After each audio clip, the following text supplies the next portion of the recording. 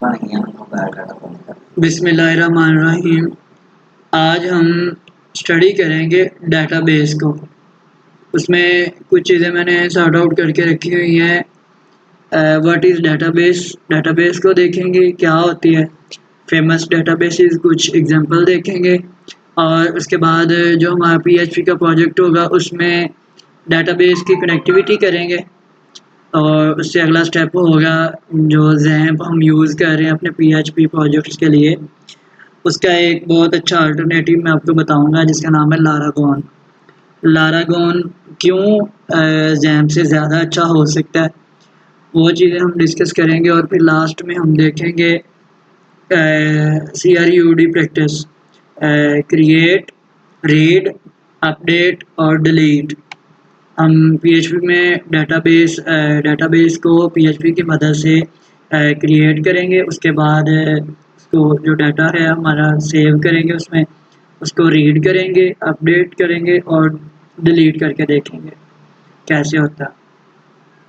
सबसे पहले हम देखते हैं कि डेटाबेस क्या होती है। डेटाबेस आपका जो जितना भी आप डाटा ऑर्गेनाइज्ड फॉर्म में किसी जगह पे रखना चाह रहे हैं तो वो हम कहते हैं कि एक डेटाबेस हम बना लेते हैं। उसमें ऑर्गेनाइज्ड फॉर्म में हम अपना डाटा रख लेंगे, जैसे कि स्टूडेंट्स की डिटेल अलहदा से रख लेंगे, और इसमें हमारे जो क्लासेस की डिटेल्स अलहदा से रख लेंगे, टीचर्स की डिटेल अलहदा से रख लेंगे, और फिर उनको ज़रूरत पड़ने पे डिफरेंट क्यूरीज से डिफरेंट फ़िल्टर्स लगा के, फॉर एग्ज़ाम्पल हमें वो स्टूडेंट्स चाहिए जिनका रोल नंबर 10 से आगे है, तो हम डिफरेंट क्यूरीज अप्लाई करके अपनी मर्ज़ी का डाटा फैच कर सकते हैं। डेटाबेस का हमें ये फ़ायदा होता है। उसके बाद फेमस डेटाबेसेस को मैंने टाइम सेविंग के लिए गूगल पर सर्च करके रखा हुआ है। मोंगोडीबी नंबर 1 पे आ रहा है। मोंगोडीबी जो है वो यहाँ पे मैं दो चीज़ें आपको बताता हूँ। एक होती है रिलेशनल डेटाबेस और एक होती है ऑब्जेक्ट बेस्ड या फिर डॉक्यूमेंटेड बेस्ड, उसे कहते हैं। हमारी जो हमारे केस में हम डेटाबेस पढ़ेंगे वो पढ़ेंगे हम MySQL. MySQL relational database होती है। रिलेशनल का क्या मतलब है कि इसमें डाटा टेबल की फॉर्म में होता है। फॉर एग्ज़ाम्पल मैंने स्टूडेंट्स का डाटा सेव करना है तो स्टूडेंट का मैं एक टेबल बनाऊंगा और वहाँ पे डिफरेंट कॉलम बनाऊंगा आईडी के नाम से, first name, last name, roll number वगैरह। तो इस तरह टेबल की फॉर्म में डाटा सेव होता है। जबकि मोंगोडीबी जैसी नो एसक्यूएल डेटाबेस भी इसको कहते हैं, यहाँ पे डॉक्यूमेंट बेस्ड यानी ऑब्जेक्ट बन जाता है। स्टूडेंट का एक ऑब्जेक्ट बन जाएगा। लाइक मैंने अपना डाटा सेव करना है तो मैं एक ऑब्जेक्ट बनाऊंगा, जैसे हमने पीएचपी में सीखा था ऑब्जेक्ट बनाने। इसी तरह सेम यहाँ पे एक ऑब्जेक्ट बन जाएगा जिसमें आप एडिशन कर सकते हैं उसका जितने भी एट्रीब्यूट्स हैं या जितनी भी प्रॉपर्टीज़ हैं वो हम उसमें पुश कर सकते हैं, like first name, last name. तो यहाँ पे आपको रिलेशंस नहीं बनाने पड़ते, वहाँ पे रिलेशनल नहीं होता वहाँ पे। तो उससे आगे हम देखते हैं ओरेकल है और माई एसक्यूएल है, रेडिस है, एसक्यूलाइट है। बहुत सारी डेटाबेसेस हैं यहाँ पे फेमस आ रही हैं। हमारे केस में हम यूज़ करेंगे माई एसक्यूएल। अब उससे नेक्स्ट स्टेप आ जाता है डेटाबेस कनेक्टिविटी। डेटाबेस कनेक्टिविटी से पहले हम जैम्प का एक अल्टरनेटिव है लारागोन के नाम से। लारागोन भी जैम्प की तरह एक एप्लीकेशन है, विंडो एप्लीकेशन है। ये लारागोन क्या करता है इसकी मैं आपको बताता हूँ। अगर आपने डाउनलोड करना है तो गूगल में लिखना है लारागोन डाउनलोड,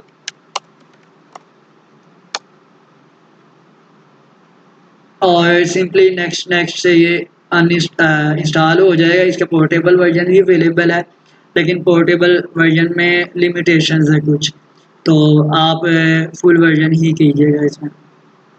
ये जैम से बेहतर क्यों है? इसका इंटरफेस बहुत ईजी है, इसकी स्पीड जैम से ज़्यादा है। इसमें बहुत सारे स्टूडेंट्स को इशू आता है जैम इंस्टॉल करते वक्त पोर्ट का। जैम पोर्ट की वजह से भी कुछ एरर दे देता है। अगर आपकी पोर्ट जो है वो किसी और एप्लीकेशन के थ्रू यूज़ हो रही हैं तो जैम्प इंस्टॉलेशन में भी प्रॉब्लम आ जाता है। तो इसमें कोई इस तरह का इशू आपको नहीं आएगा। इसका इंटरफेस जब आप इंस्टॉल कर लेंगे तो इस तरह आएगा। ये सिंपल इस तरह इसका इंटरफेस आ जाएगा। आपने क्या करना है, जस्ट यहाँ पे स्टार्ट आल पे क्लिक करेंगे और ये आपका सर्वर फौरी तौर पे अपाचे और माई एसक्यूएल सर्वर रन हो जाते हैं। फिर इसमें दूसरा प्लस पॉइंट इसमें ये होता है कि आप यहाँ पे रूट डायरेक्टरी में जा सकते हैं जहाँ पे आपके प्रोजेक्ट सेव होते हैं।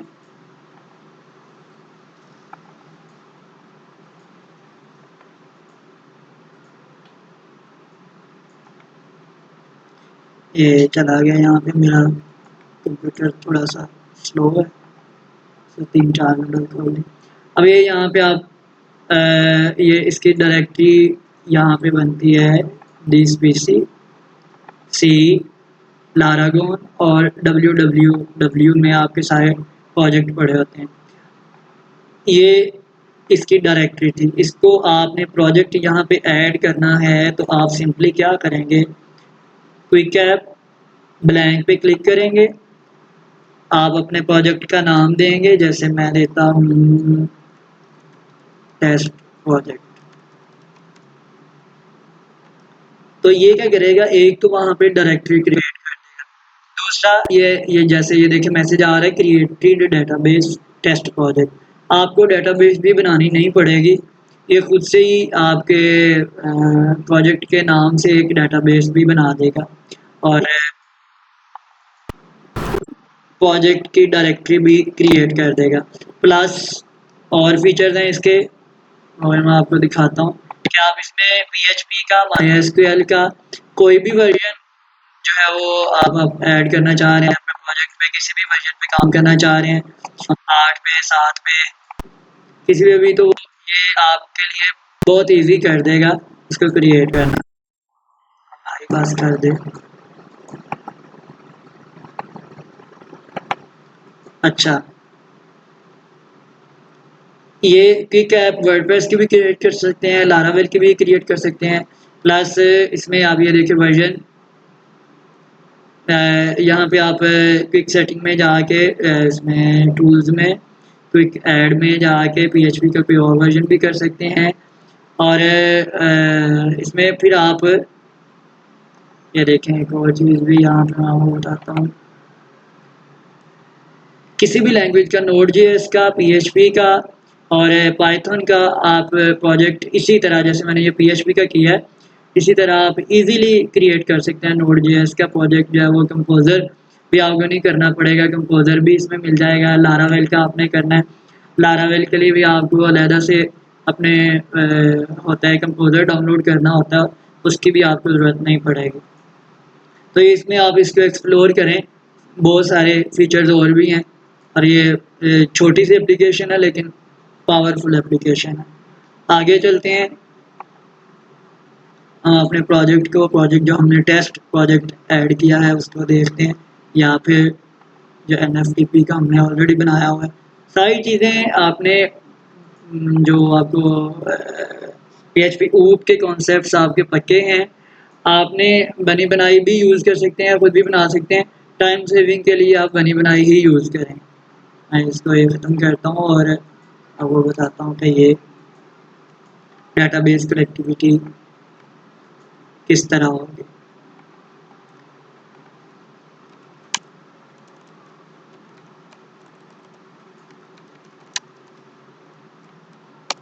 गूगल में लिखेंगे डेटाबेस कनेक्शन PHP, तो W3 स्कूल का जो पहला ही हमें सर्च में आ रहा है रिज़ल्ट, उस पर क्लिक करते हैं और ये मैं अब यहाँ से कॉपी करके उसको फिर एक्सप्लेन भी कर देता हूँ। 2 तरीक़ों से ये बता रहा है जो इजी हैं, एक ऊप बेस्ड और एक प्रोसीजरल। मैं दोनों ही तरीक़ों से आपको करके तो इसको पहला तरीका हम देखते हैं प्रोसीजरल, यानी कि ऊप के बगैर।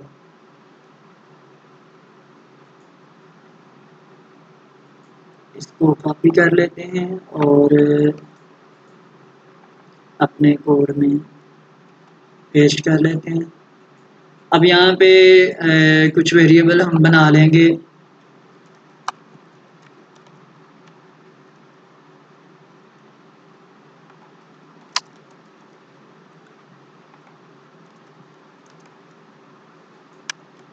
हमारी डेटाबेस का नाम था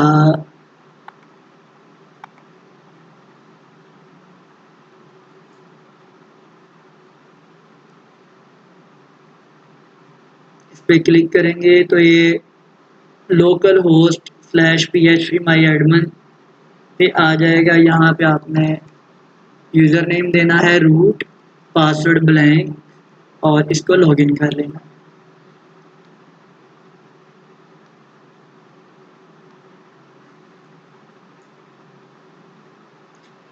ये हमारा इंटरफेस आ जाता है जहाँ पे हम अपनी डेटाबेस विजिट कर सकते हैं। जितनी भी डेटाबेसेस हमारे पास सेव है वो देख सकते हैं। कोई नई बनानी है वो बना सकते हैं किसी डेटाबेस में। तो टेबल इंसर्ट करना है वो कर सकते हैं। डेटाबेस के जो टेबल का डाटा है उसको व्यू कर सकते हैं। जैसे ये मेरे पास यूज़र्स का ऑलरेडी एक टेबल छोटा सा बना हुआ है जिसमें यूज़र नेम का आ रहे हैं, तो मैं उनको उन पर भी डिफरेंट फंक्शन अप्लाई कर सकता हूँ, एडिट कर सकता हूँ, कॉपी कर सकता हूँ, डिलीट कर सकता हूँ। ये इसको भी आप एक्सप्लोर करेंगे तो आपको सारे ऑप्शंस हैं वो आ जाएंगे सामने। उसके बाद यहाँ पे हमारी जो डेटाबेस बनी है वो बनी है टेस्ट प्रोजेक्ट के नाम से। टेस्ट प्रोजेक्ट में हमारे पास एक फंक्शन होता है माई एसक्यूएल कनेक्ट का। हमने कनेक्शन क्रिएट करने के लिए डेटाबेस से जो कनेक्शन बनाना है वो हमने बनाने के लिए एक फंक्शन बिल्ट इन फंक्शन है my SQL I underscore connect का, जिसमें 4 पैरामीटर्स रिक्वायर होते हैं। नंबर 1 पे जो पैरामीटर होता है वो सर्वर नेम, जिसपे लोकल होस्ट। यूज़र नेम अपना देना है। यूज़र नेम हमारे केस में जो बाय डिफ़ॉल्ट यूज़र नेम होता है वो होता है रूट और पासवर्ड उसका होता है ब्लैंक। और उसके बाद फोर्थ वन जो पैरामीटर है वो होता है डीबी का नाम। ये हमने सारी पैरामीटर्स उसको दे लिए और उसके बाद हम ये चेक कर रहे हैं कि अगर तो ये कनेक्शन इसमें नहीं बना वो चेक करे। मैं इफ एल्स के थ्रू कंडीशन लगा के चेक कर रहे हैं। और फिर अगर तो ये कनेक्शन फेल हो जाता है तो एक और बिल्ट इन फंक्शन होता है जिसका नाम है my SQL I underscore connect underscore error. उसके थ्रू वो चेक करता है कि जो एरर है वो यहाँ पे शो कर देगा। जो भी एरर स्टेटमेंट होगी वो इस फंक्शन में जाके सेव हो जाती है और वो यहाँ पे डिस्प्ले भी हो जाती है। उसके बाद अगर वो कोई एरर वगैरह नहीं देता फिर हम क्या करते हैं कि इको कर देते हैं कनेक्टेड सक्सेसफुली। अब मैं इसको सेव करता हूँ और रन करके देखता हूँ। अच्छा, इसमें लारागोन में एक और जो फ़ायदे की बात है, जो अच्छा फीचर है, यहाँ पे हमें ज़ैम्प में लिखना पड़ता है लोकल होस्ट और अपने प्रोजेक्ट का नाम। तो इसको हम अगर पीटी यूआरएल में करना चाहें इसको कन्वर्ट, तो हम लारागोन में अपने प्रोजेक्ट का नाम इस तरह लिखते हैं जैसे टेस्ट प्रोजेक्ट डॉट टेस्ट। जैसे मैंने एक और बनाया होता है nftp डॉट टेस्ट। तो ये उससे थोड़ा सा अच्छा दिखने में अच्छा है। हमारे केस में अब हम लिखते हैं टेस्ट प्रोजेक्ट डॉट टेस्ट। मैं क्योंकि ये वाली जो फाइल है ये nftp में रखी हुई थी, इसको कॉपी करते हैं और प्रोजेक्ट सेलेक्ट करते हैं टेस्ट प्रोजेक्ट।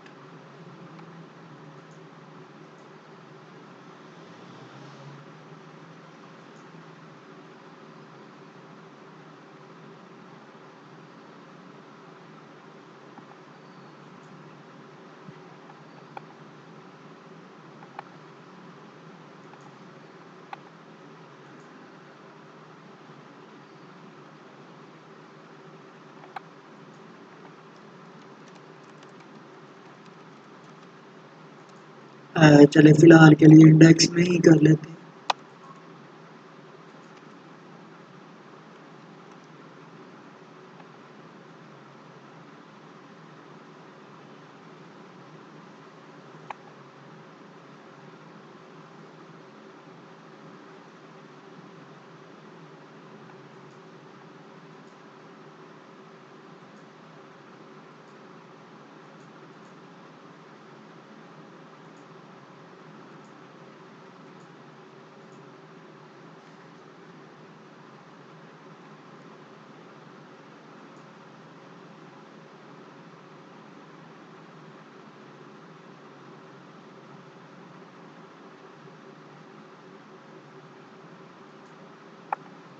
यहाँ पे सेमीकोलन नहीं था।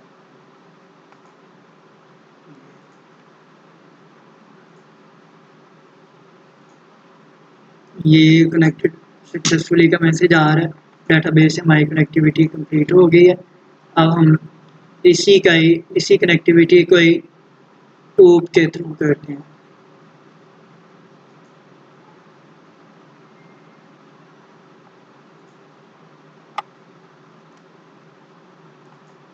ये सारा कुछ W3 स्कूल पे पढ़ा हुआ है ऑलरेडी, इसको आप खुद भी टेस्ट कर सकते हैं।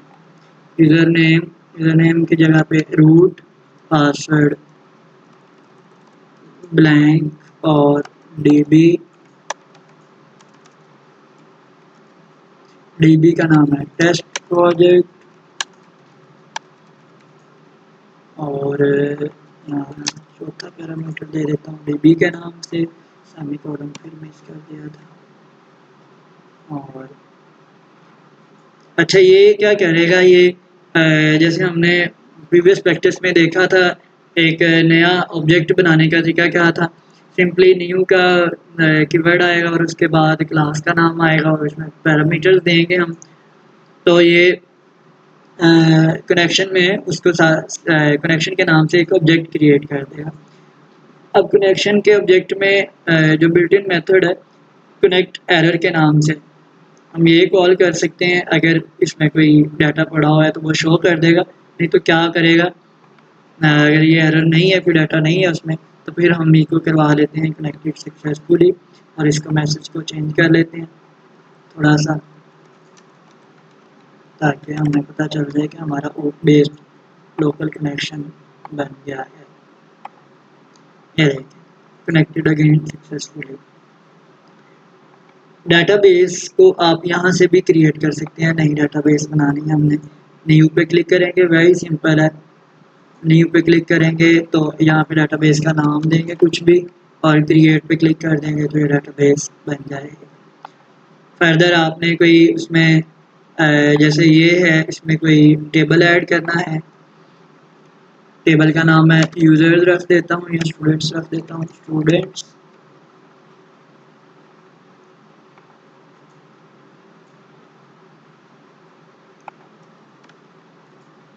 आईडी इनके नाम लिख लेता हूँ, फर्स्ट में, लास्ट में,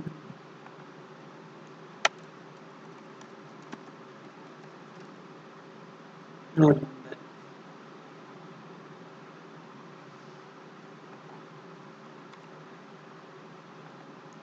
अच्छी प्रैक्टिस इस तरह है कि डेटाबेस में अगर दो नाम आ रहे हैं तो इस तरह सेव किया जाए।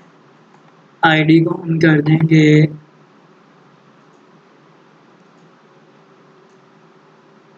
A का मतलब है ऑटो इंक्रीमेंट। ऑटो इंक्रीमेंट पे क्लिक करने पे ये इसका इंडेक्स प्राइमरी कर देगा।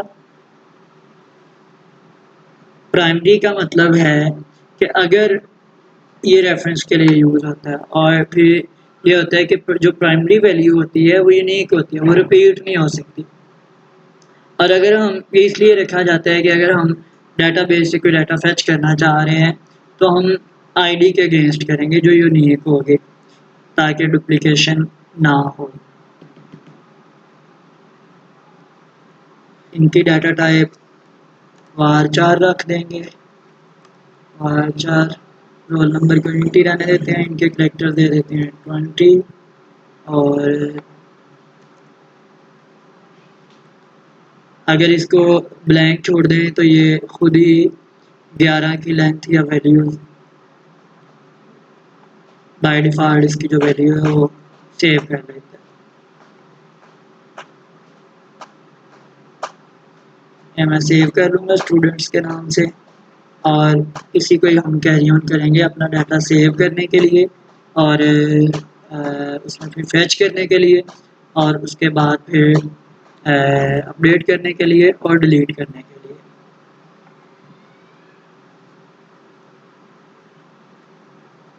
हम यहाँ पे बनाते हैं व्यू स्टूडेंट्स, या चलो व्यू स्टूडेंट्स ऐड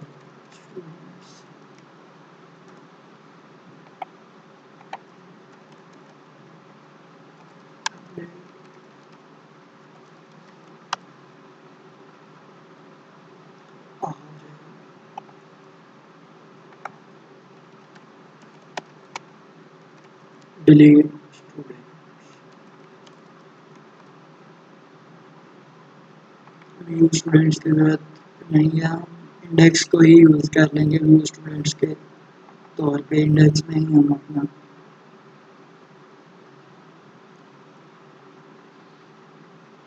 इसको डिलीट कर देते हैं।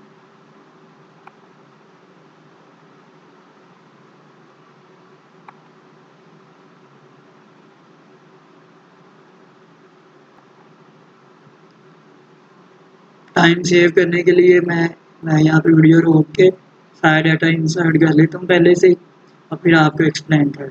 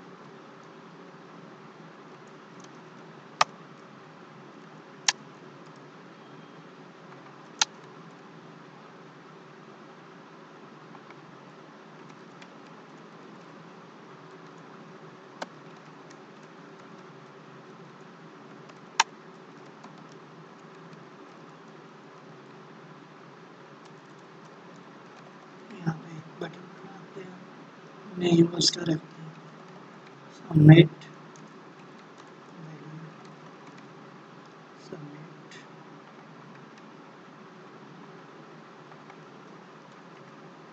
यार ऐड कर देते हैं।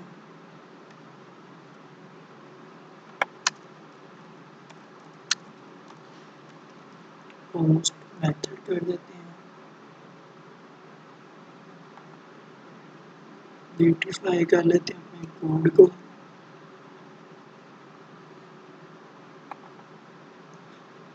अब मैं इसको जो इंसर्ट मेथड है इसको आपको एक्सप्लेन कर देता हूँ। यहाँ पे हमने क्या किया है कि एक PHP की इफ कंडीशन अप्लाई की है जिसमें मैंने कहा है कि एल्स कोड को सबसे पहले देख लेते हैं कि एक फॉर्म बना दो, नहीं पहले इफ को ही देखते हैं। तो कहते हैं कि जी एक मेथड है इस सेट ये चेक करता है कि क्या ये जो बिल्ट इन वेरिएबल है ये इसमें कोई जो अरे टाइप के वेरिएबल होता है बिल्ट इन, इसमें कोई डाटा पड़ा हुआ है कि नहीं पड़ा हुआ। अगर तो नहीं पड़ा होगा तो फिर भी ये फॉर्म शो करवा देगा, अगर डाटा पड़ा होगा तो फिर उस डाटा को क्या करना है वो हम इफ़ कंडीशन में बता देते हैं। अगर तो डाटा पड़ा हुआ है तो ये वाला ऑपरेशन परफॉर्म कर दो, अगर नहीं पड़ा हुआ तो फिर क्या करो। अगर फॉर्म हम शो करवाते हैं उसमें सबमिट करने पे डाटा पोस्ट हो जाता है, पोस्ट हो के किस पेज पे जाएगा वो ऐड स्टूडेंट्स डॉट PHP हमने इसको बताया है। अब वो इसी पेज पे दोबारा आ जाएगा, फिर हम ये चेक करेंगे कि आया सेव जो सेव के नाम से हमारे पास जो आ रहा है बिल्ट इन अरे का वेरिएबल, उसमें कोई डाटा पड़ा हुआ है कि नहीं पड़ा हुआ। अगर तो कोई पड़ा हुआ है तो फिर उनको बारी बारी बाकी वेरिएबल्स को भी सेव कर लो। ये बाकी वैल्यूज जो हैं वो फॉर्म से उठा के वेरिएबल्स में रख लेते हैं। फर्स्ट नेम को फर्स्ट नेम में रख लिया, लास्ट नेम को लास्ट नेम में, रोल नंबर को भी रख लिया। उसके बाद हम क्यूरी लिखते हैं, इंसर्ट इनटू स्टूडेंट्स। ये टेबल का नाम होता है, यहाँ पे हमारे केस में टेबल का नाम स्टूडेंट्स था। फिर ये वाली जो वैल्यूज़ हैं, ये डेटाबेस में जो टेबल है उनकी वैल्यूज़ है। जैसे ये first name, last name, roll number. ID की वैल्यू आपने नहीं लिखनी, first name, last name, roll number. ये एज इट इज़ आपने लिखनी है। ये केस सेंसिटिव भी होती हैं और ये सेम टू सेम इसी तरह ही लिखनी है हमने। उसके बाद वैल्यूज़ में ये वेरिएबल्स के नाम कोमा में आ जाएंगे, जो हम वैल्यू सेव करवाना चाह रहे हैं वहाँ पे वो वाली वैल्यूज़ आ जाएंगी। ये आ जाएंगे, ये सिटी नेम गलत लिखा हुआ, रोल नंबर, और ये लास्ट में प्रैक्टिस के लिए आपने जो वैल्यूज़ हैं और जो डेटाबेस के टेबल कॉलम नेम है वो गिट काउंट कर लेने हैं, दोनों इक्वल होने चाहिए। 1 2 3 ये यहाँ पे हैं और वैल्यूज़ भी 1 2 3 ही होनी चाहिए, 1 2 और 3। उसके बाद माई SQLi अंडरस्कोर क्यूरी जो फंक्शन है PHP का, ये वो क्यूरी जो आपने ऊपर लिखी है ये रन करेगा, ये वाला फंक्शन ये रन करेगा। और इसमें फिर फर्दर हम एक इफ़ लगाते हैं कि अगर ये रन हो जाता है सक्सेसफुली तो फिर क्या करे, एक स्टेटमेंट दे दे, इनको कर they knew record created successfully, और नहीं तो फिर क्या करे, इको कर दे सेम जैसे पहले हमने किया था।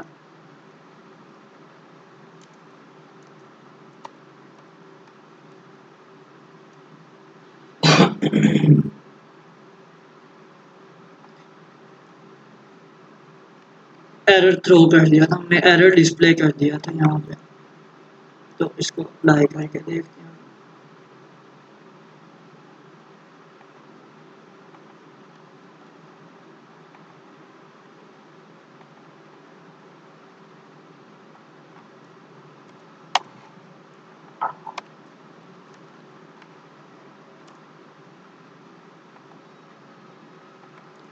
लेबल नहीं लिखे यहाँ।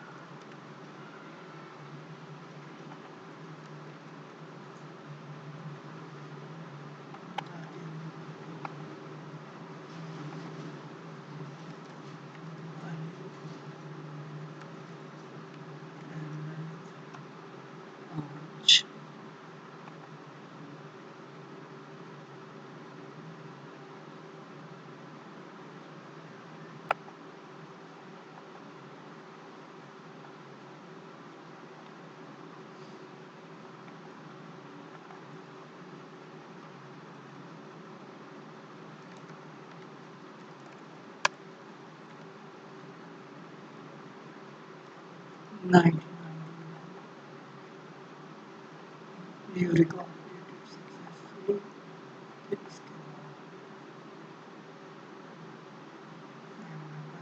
दोगे।